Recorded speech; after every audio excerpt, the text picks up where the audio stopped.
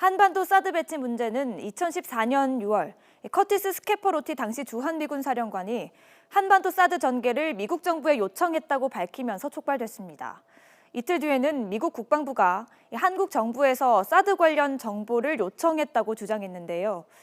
하지만 이듬해인 2015년 3월 우리 국방부는 사드를 구매할 계획이 없으며 독자적인 방어 체계를 구축하겠다는 입장을 밝혔습니다.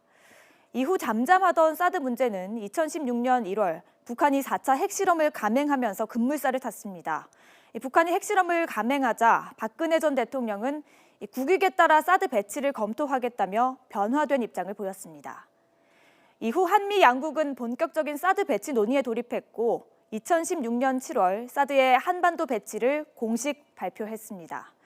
그런데 미국은 한반도 사드 배치를 통한 미사일 방어망, 즉 MD 체계 구축에 대한 계획을 이미 지난 2013년부터 구체적으로 세워온 것으로 드러났습니다. 강정규 기자가 단독 보도합니다.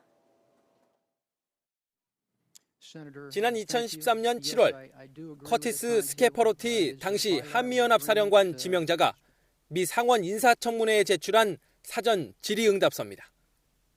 한반도에서의 미사일 방어 체계, MD 구축 계획의 하나로 사드 배치를 명시했습니다. 1단계는 주한미군의 패트리엇 3, 한국군의 패트리엇 2를 배치하는 것으로 이미 완료됐고 2단계는 한국의 패트리엇 미사일을 업그레이드하는 것으로 현재 진행 중이라고 밝혔습니다. 마지막 3단계는 사드 또는 SM3 같은 상층 방어 체계와 X밴드 레이더 배치를 상정했습니다. 특히 사드는 사거리 1000km에서 3000km 안팎의 준중거리 또는 중거리 미사일 위협에 대응하는 것이라고 밝혀 단순히 한반도 방어용이 아니라는 점을 인정했습니다.